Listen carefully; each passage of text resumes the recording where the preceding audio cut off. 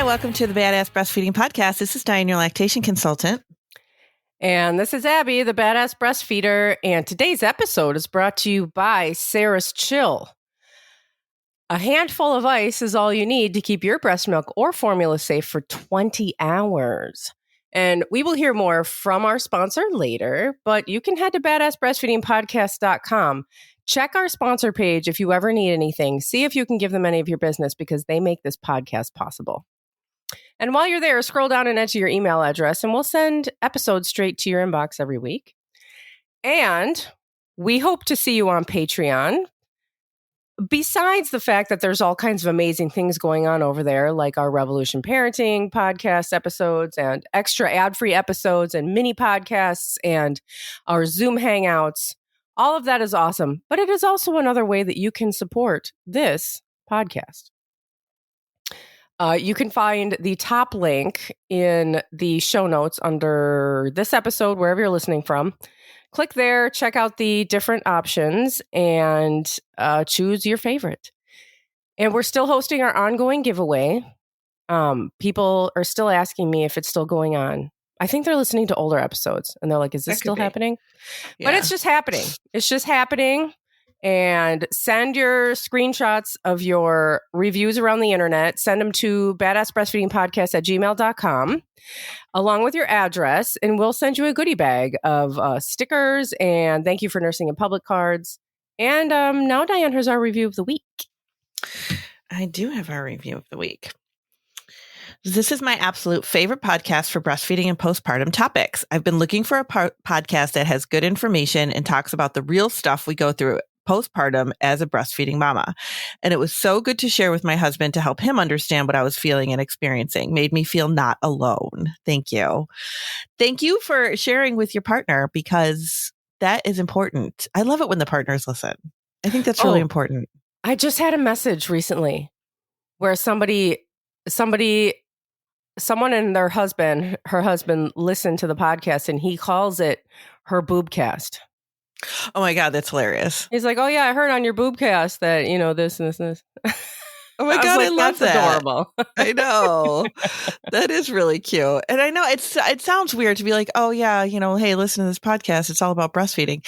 But it is important for the partners to understand. I mean, it really, I don't know how I can express how important that is that partners understand. I know. And when you hear I feel like some partners do, they're very involved and they listen and that's great. And then there's people that are like, well, I want a chance to bond with the baby and I want, and they kind of feel left out and they feel like, and that's because they're so misinformed. Like if they actually did take time to listen and actually be a part of it and bond in that way of knowing what's going on and understanding what's happening with the baby and the breastfeeding parent and the partner. And we talk about all of it. I feel like if you, there's an opportunity there to be involved that they're missing, by not kind of getting involved in this learning process. Yeah. I mean, when I would do breastfeeding classes in person, well, I teach breastfeeding classes for this hospital system.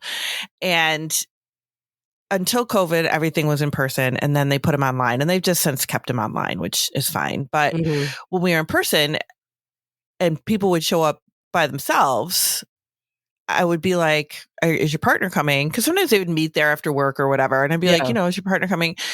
And a lot of times I'd hear, no, they went to the birthing class and I figured they don't need to come to the breastfeeding class. It's like, no, they do need to come to the breastfeeding class. They really do. They do. And now that it's online and I send out the Zoom link, I'm always like, remember, partners really need to be coming to this, to this class. And a lot of times they will sit on the Zoom, but it is important. It's important to have the information and to know because yes, do you want to be involved? I think just because they figure, well, this is breastfeeding, I'm not going to be feeding the baby, that there's no reason for them to have any information. Well, but you're not pregnant with the baby either, and you're still there. And exactly. You're not birthing the baby. You went to the birthing class. You're going to be there. I mean, it's the same thing. It's just a continuation. You're going to be a parent. This is all part of parenting the baby. It's all part of it. Absolutely. So they should know. all the Yeah, things. they should know all the things. So high five to all the partners out there who are listening right now. Yes. That was a virtual Woohoo! high five to you. Thanks for I put showing my up. hand up. I figured if I did that, it's like, they still can't, they don't know that I'm doing that. So I high five myself. Oh, awesome. Awesome. Getting our corniness out early in the morning. It's awesome. All right. Well, we're definitely talking about something today that's going to involve partners. Yeah, absolutely. This is a good one for partners because we're going to talk about the difference between breast and bottle feeding, other than the obvious.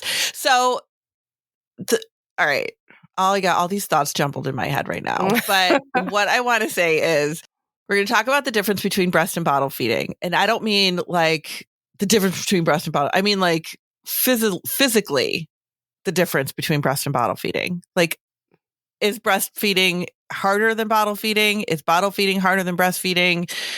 Is it really that, bottle feeding's so easy, the baby's going to get used to doing it and that's all they're going to want to do? Is that really true? Like, we're going to talk about that kind of stuff. Now, when you Google it, because I Googled it just to see, I like to Google things just to see what comes up. Yeah. But I Googled it and it was like a lot of difference between breast and bottle as far as like benefits and, things like that. Right. So that's not necessarily what we're going to talk about today.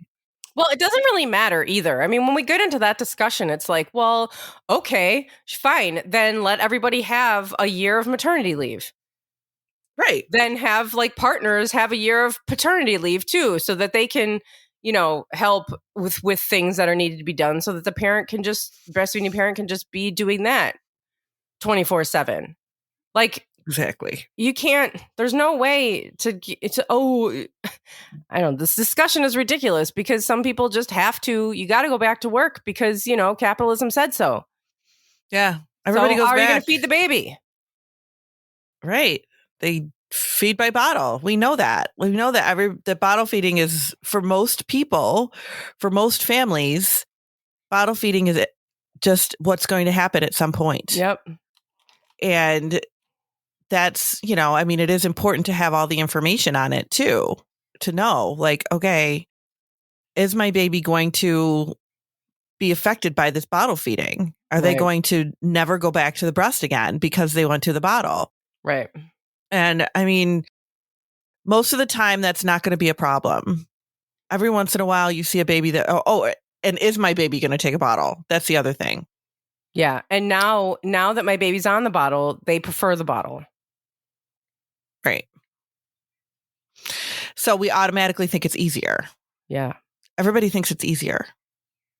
Bottle feeding. Yeah, that's the thing, is that it's like, well, obviously it's easier. They don't have to work as hard. It's, I always think that's really funny because it's just like, oh, my baby's so lazy. I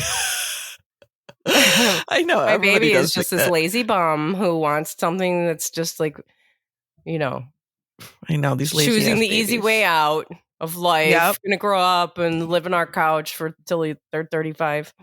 Already they're choosing the easy way. They're only a month and a half old. 6 weeks and they're choosing the easy way out of life. What the hell? Oh my God. So the truth behind it, now I wrote a blog on this like a long time ago, but I always like break it out and dust it off whenever we talk about this kind of stuff. And because it has actual research in it I didn't just make all this crap up. It's actual research in it about why bottle feeding is not actually easier for babies, but it can seem like it's easier for babies, right? Like it looks like it's easier. It looks like because you just put the bottle in there and they just suck it down. But the truth behind that is they can't help it. It's a reflex. And bottles are very different. It's just very, very different. And I think, like, I have a client right now that I've been working with whose baby's having a really, really difficult time with breastfeeding, very difficult time with breastfeeding, but will take a bottle super easily. So, of course, she feels like, well, of course they're going to take the bottle. It's just easier. It's like, no, it's just different. Yeah. It's different. It's not easier. It's just different. But it's very, like, I think it's like it personally hurts her feelings. You know what I mean? Like, that's kind of how I feel about it. that Yes. it's really hard for her to see that. They're like the baby. It's like a rejection. The baby's rejecting me and prefers this fake boob situation over here and doesn't like me anymore. But we know that babies are born with a reflex, their suck reflex, that is stimulated by the bottle when you put the bottle in their mouth, and the bottle starts to, they start to get that suck reflex going, and it gets the milk going in the bottle, and it just is just reflexive. So we know it's the same that's thing why. if you put your finger in your baby's mouth. Mm-hmm. Go do it. Go stick your finger in your baby's mouth. Do it right now. Do it right now. Do it. Do it now. Guess what? You'll see what'll happen. They're going to start sucking. And it just is what it is, but it's just different with breastfeeding. But the truth behind it is that it is actually more difficult for babies to bottle feed than it is, like, physiologically. Okay, we're talking physiologically. It's bottle feeding is more difficult than for a baby than breastfeeding is. And that is because the baby was born to breastfeed. So physiologically, their body just works better when they're breastfeeding. Their breathing is better. Their body temperature is better. Everything is more maintained when they're breastfeeding, because that's what their body is meant to do, is breastfeed. And they can control the milk is, controlled by their sucking. Yeah. Yeah. So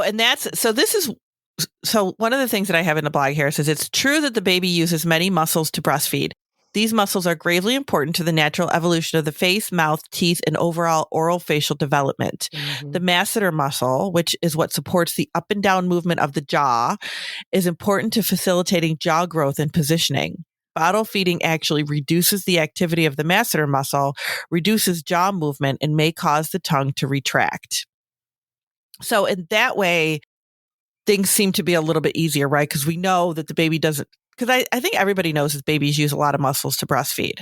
We know that. Mm-hmm. I think that's pretty common. And I think that's why we think, okay, that you don't need as many muscles to bottle feed, so it must be easier for them.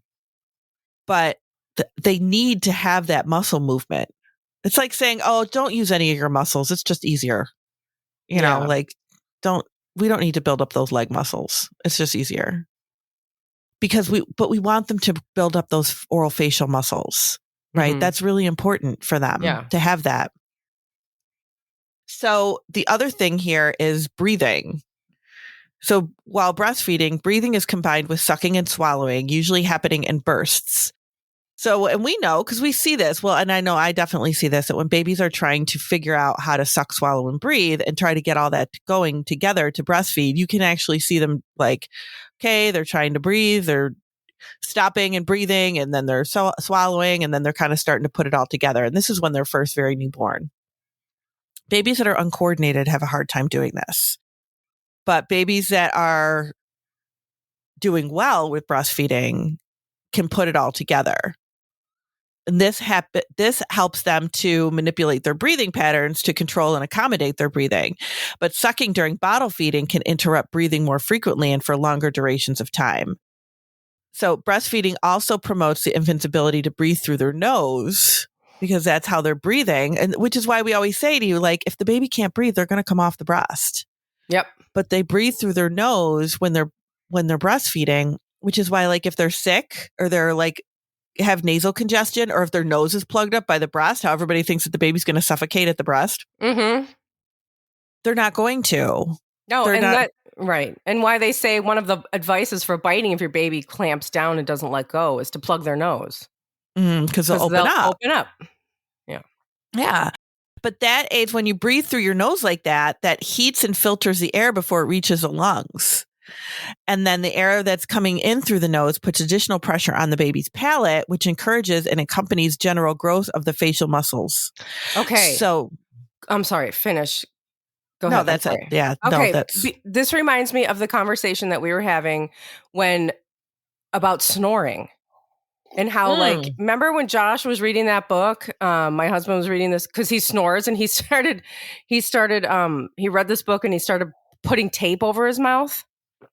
Yeah. as Because he like wanted a to use way. that tape that would rip his lips off. Yes, exactly. He wanted to use the Gorilla Tape one day. Can I put this on my face?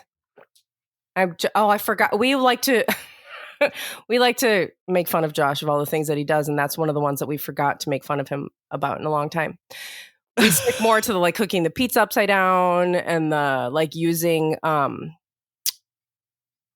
coffee creamer to make mashed potatoes.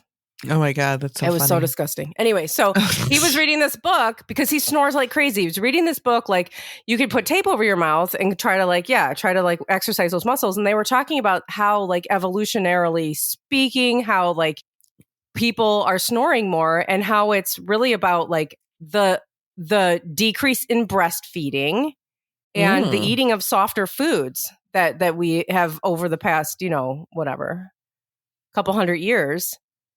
That they think this is what's happening, is that people's, palates are weaker and they're snoring more. Wow. And they did mention breastfeeding. That's and then amazing. It's like, well, how does that happen? Like evolution takes longer than that. Except go to Fenway Park and sit in the seats. You barely fit because people were smaller not that long ago when that park was made. Like evolution does happen that fast. It's starting to affect us. The lack of breastfeeding is affecting us like in, over generations. Anyway, go ahead. It's really fascinating. It is really fascinating. It is. So creating a vacuum in the baby's mouth is necessary in both breast and bottle feeding so that sucking and swallowing can occur. Now, this is research that was done by Geddes, she's done a lot of Donna Geddes, she's done a lot of research on this kind of stuff. And she's, I think, one of the first ones that have done like ultrasound of the baby sucking and swallowing, like ultrasounds of breastfeeding and stuff like that. It's really kind of cool. Found that when feeding by bottle, reduced vacuum application was noted. So the baby's got a reduced vacuum in their mouth when they're feeding by bottle. Weaker suck and decreased vacuum may make it more difficult for a newborn to transfer milk efficiently when back to the breast. So when we say that, like, babies are preferring the bottle over the breast, they've had a lot of bottles, so now they don't want to go back to the breast again. It could be that it's just harder for them to switch back and forth. And we always assume, like, okay, this is why we say, like, babies should be breastfeeding, for the first couple weeks if they can, so that they can get used to breastfeeding and, get it down and know what they're doing and all of that stuff. And then they should be able to switch back and forth pretty easily. But if you have a baby that's not doing well with breastfeeding, switching back and forth might be a little bit more difficult for them because it's just, they're having to change the way they do things. Yeah. And I mean, this is where paced bottle feeding comes in, right? Because we're trying to mimic the actions, not that you can exactly mimic the actions, but you're trying to, as much as you can, mimic breastfeeding. Right. So let's take a break and then we're going to talk about more research stuff. I'm not ready. I'm just like here engaged in this conversation. I'm not ready. It's so interesting. Okay, no, I know it is. Okay, we'll be right back. Today's episode is brought to you by Sarah's Chill, a company that never stops making the lives of breastfeeding parents easier. Clunky coolers, bulky bags, batteries, and cords are so yesterday. Created by a mom for moms, Sarah's Chill guarantees convenience with their double-walled stainless steel breast milk chillers. A handful of ice is all you need to keep your breast milk or formula safe for 20 hours. No more lugging around bags full of plastic and chemical freeze bags. Now you can pump and double pump all day into one sleek container. Sarah's Chill is there for you no matter where your journey takes you. Breast milk storage, formula storage, cow's milk for toddlers, and more. Their products are not only beautiful, they're also travel-friendly and FSA, HSA reimbursable. This is truly breast milk storage reimagined. Head over to sarahschill.com, that's CERESCHILL.com, and check them out on Instagram at Sarah's Chill, and you can use code BADASS for 15% off of your purchase. Our sponsors and the promo codes can be found in our show notes under this episode. no matter where you're listening from. You can also head to badassbreastfeedingpodcast.com and find them there on our sponsor page. And over there, you'll also find all of our other episodes, our resources page, and information about scheduling your very own one-on-one online lactation consultation with Dianne. So, more research looked at the position of the tongue in both breast and bottle-fed infants, which you might not think is important, but I think it is important where your tongue rests, isn't it? Like, it's important where you put your tongue, where babies are putting their tongue. Research report that the tongue of bottle-fed infants rests in the mandibular arch and in the maxillary arch of the breastfed infant. Bottle feeding causes the tongue to rest in a more unnatural position, which promotes mouth breathing, which is where you get the snoring, right? Yes. Yeah. Right. Yeah. Right. Interesting. And I do know, too, that swallowing is different with breastfeeding and bottle feeding as well. Mhm. Like, babies really have to kind of like manipulate how they're swallowing a little bit more. Well, yeah, too. because the breast, and when you see in those ultrasound pictures of breastfeeding, you see the nipple is pulled all the way to the back of the mouth, like to the top of the throat. Mm-hmm. The bottle nipple doesn't go back there. No. So they're having to gather this milk from around their mouth, and it's pooling in their mouth, causing all kinds of other issues. I mean, not to say like bottle feeding is terrible, but like it's so very different. It's just Is different. what we're saying is like it's just so different in these ways that we don't normally think about. Right. Now, this is one that comes up a lot, and this might not matter to some people, but for preterm infants. So this comes up a lot when I was working in the hospital system, this would come up. This comes up, like, people tell me that they were told this when they had a preterm infant.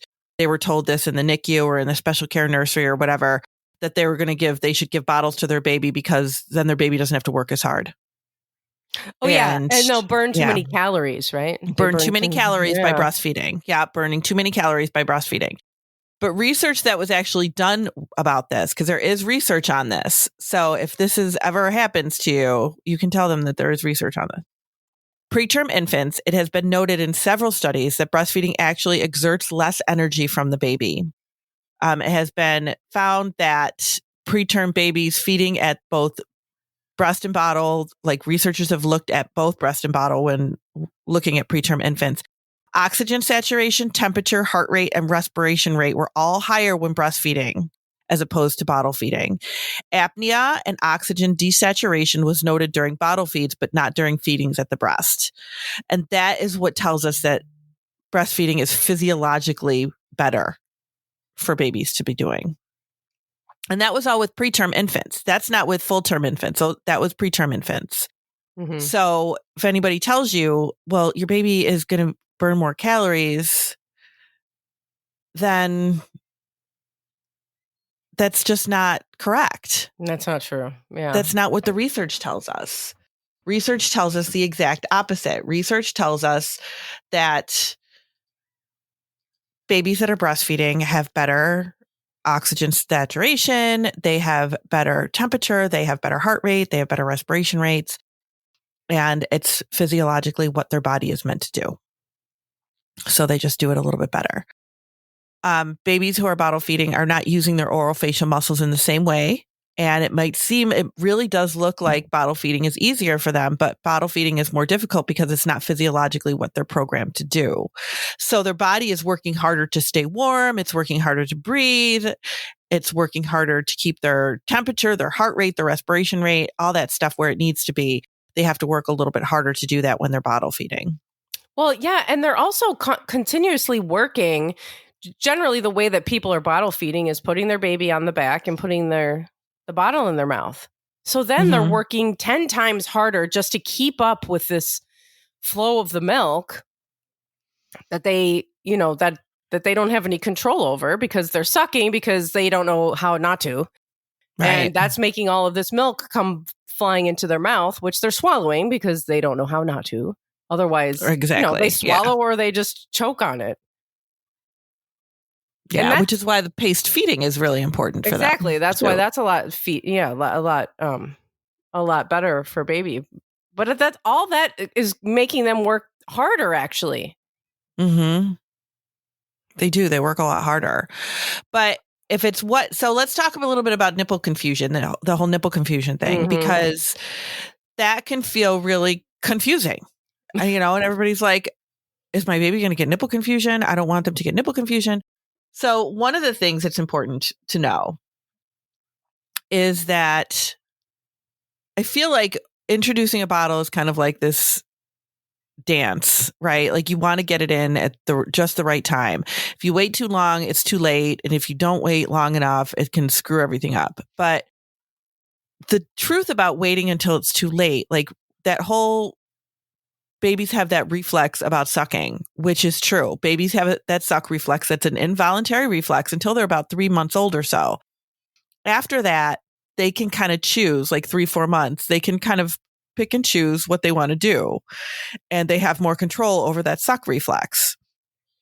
So if you decide, if you are, and I've heard this, where people will wait because they're so afraid of nipple confusion that they'll wait months before offering a bottle. And then when they do, by that point, the baby's suck reflex is no longer involuntary. They can control it better. And the baby's like, no, I don't think so. I'm not doing this. No, thanks. No, thank you. I'll wait for my mom. And they, because they can figure it out at that point. Yeah. So it's like, if you wait too long, you might have a baby that's a little bit more particular. Yeah. But if you give it too soon, will that cause nipple confusion?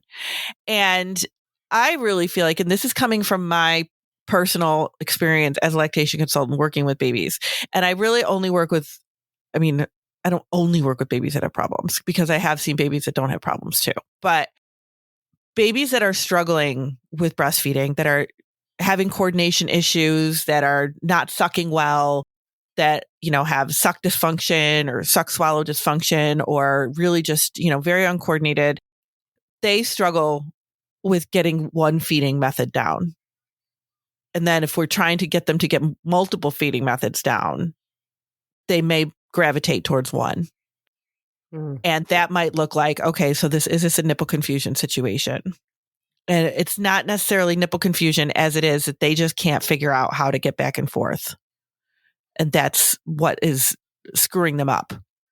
And like how it said, this one research that we were talking about earlier here, that weaker suck and decreased vacuum, which happens with bottle feeding, may make it more difficult for a newborn to transfer milk when they go back to the breast, because they need to have that stronger vacuum when they go back to the breast, because that vacuum is necessary to, get that good suck swallow going. So it could be that, they're having too many bottles and they just can't figure out how to make it work when they need to switch over. It is not uncommon that you see that. And if that's the case, if babies are like truly, like really, truly having a nipple confusion type of situation, I really do feel like it's a baby that's just not feeding well overall. And in those kinds of situations, like maybe they're not taking a pacifier, which, babies don't have to take a pacifier.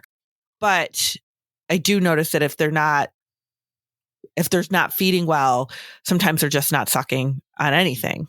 They're just not doing well with all sorts of things. They maybe can't hold the pacifier in their mouth as well as a baby that can. They don't have that good suck coordination where they can hold a pacifier in.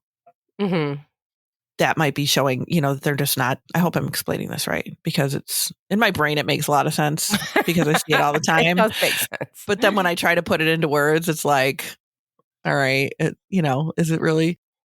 Sometimes too, another thing that you see, like babies sometimes will need to have a bottle very early.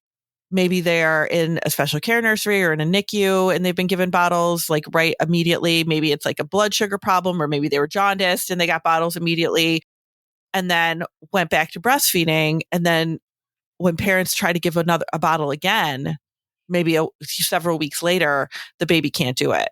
They just can't, or they're refusing it. And parents are like, what's going on? The baby took a bottle in the beginning. I don't understand why they're not taking a bottle now. And it's like, because they can't flip back and forth. That's a baby that figured out how to breastfeed. And now that's what they're doing. And they can't figure out how to bottle feed. Bottle feeding is not easier for them. It's really not. So when people say that, I'm always like, and I know like a lot of times people will say, oh, yeah, it's so much easier for my baby to bottle feed. So that's what they're doing. And it's like, I don't want to tell them. I feel so bad telling you, no, that's not true. Your baby just can't do it. Because but you don't want to say, your baby's just not doing it. But it does. It feels like a rejection. It totally does. It totally feels like you're being rejected by your baby. Your baby is like not helping you out in any way, shape, or form. They're just trying to be difficult and only doing this bottle feeding, which is not. Well, and people go into this with plans. Most people go into parenting with plans to breastfeed. We know this by all the research. Most people plan to breastfeed. And when you have all of these barriers, including, having to introduce a bottle usually because, you're going back to work or whatever. And then you run into it's just like another way that your plans are getting. People are so emotionally attached to breastfeeding, which is for a reason. There's a reason like your body is wired that way to have that oxytocin response and all of this so that you will breastfeed. This is all part of the plan, biologically. And when that's interrupted or it feels like maybe that's ending or it's not going to happen or, not happen the way that you wanted it to, I mean, that's devastating. Yeah. I mean, we talked about that when we were talking about nursing strikes a few weeks ago. Like, it is devastating when you think your baby's not going to go back to the breast again. And you're only like 4 months in or something, like it's so devastating and you feel rejected. And this is, again, evolutionary. Yeah. This is evolutionary stuff because this is how we stay connected to our newborns is by breastfeeding. And when we think it's not working and we really want it to, it can be just devastating. Yeah. And when you're in, and there's like, we talk about like weaning and, post-weaning depression and stuff like that. Depending on how long your baby has not been nursing, you could be having, hormonal reaction to that as well, which just enhances all of that emotional stuff. Oh, I know. I know it. But any kind of a struggle with this, and especially like, oh my gosh, when I get calls from people that are trying to go back to work or that have to go back to work and their baby's not taking a bottle, we have that situation where they're just not bottle feeding. Like that is like, oh my gosh, and I got to go back to work and my baby's not taking a bottle and I don't want to be hungry all day. And what do I do? And it's just like, oh my gosh, that's totally talk about your pressure. Like, And it's terrible. Just starve themselves. Oh, it's awful. It's awful.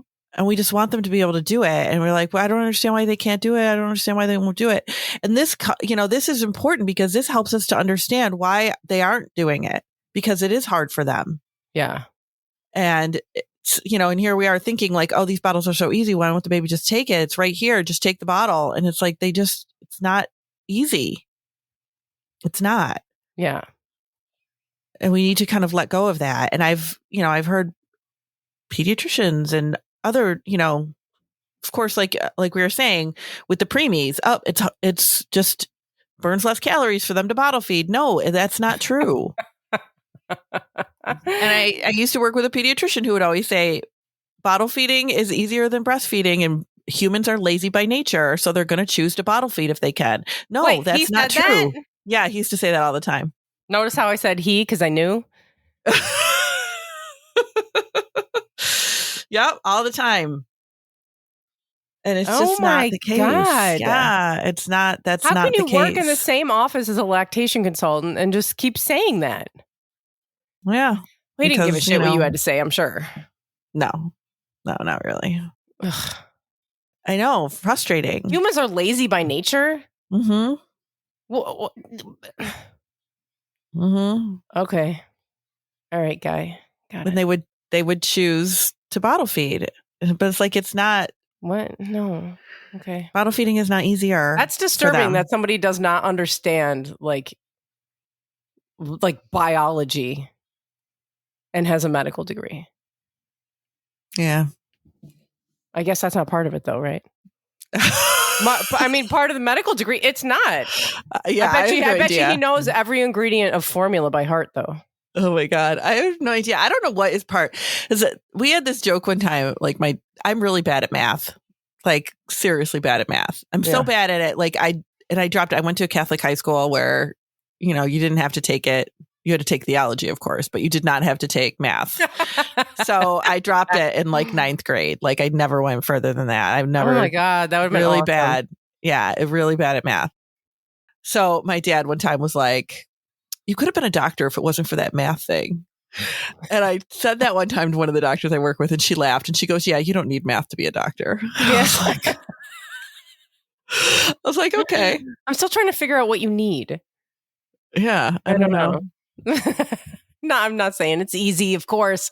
And thank God for them because, they've, obviously saved lives. But seriously, saved both of my parents' lives. Like it's totally, but it's funny when it comes to babies. Like it's just not there. I know. It is funny. I was listening to this podcast the other day, and they were actually talking to a pediatrician, and he was saying how that with babies, he said that it's very close to being a vet. That's what he compared being a pediatrician to, was being a vet. Oh. He goes, because your patients can't tell you what's wrong. Neither one of your patients can tell you what's wrong. He goes, so you have to just kind of guess and figure out what is wrong with them. Through the owner / parent and looking at their, that's interesting. Yeah, I know. I thought that was interesting too. It was a kind of a cool comparison. Yeah. And in that way, I would think it would be kind of hard. Yeah. Because I never thought about it like that. Yeah. Like when you're a pediatrician, you do have to figure out like what is wrong with your little patients without them telling you anything. Well, yeah, because I went to I've been to a few doctors now because of my knee, and it's just like a barrage of questions the whole time. Does this hurt? Does that hurt? Does this hurt? Does that hurt? Does it hurt when they do this? When this, and I do this, and then, and I'm like, yes, no, yes, yes, oh, no, no, no, yes, yeah, and they're getting all the information that they need from that. Mm-hmm. But the baby can't do that. No, and I guess over time, and if we have any pediatricians listening, definitely like I would love to hear your take on it. But over time, I guess maybe you would kind of create your own ideas around things. I mean, I suppose, except there is also that thing, like biology and human evolution and things like that, where like the research is there and it's there for the taking. Yeah. Like, and some people they're just not aware of it at all. Like you need cow's milk at 6 months because your breast milk doesn't have enough fat in it. This is something that is said, and that's just insane. Yeah. Yeah, like stuff like that is not. Anyway. Yeah. So that's pretty much it about the bottles. That's why bottle feeding is different than breastfeeding. That's why bottle feeding is not necessarily easier than breastfeeding. Your baby's not a lazy... No, your baby's not a lazy bum. On your couch. I mean, maybe they will be, but it won't because of this. No. It'll be for other reasons. Other ways that we're going to fuck our kids up. I know. So that's it.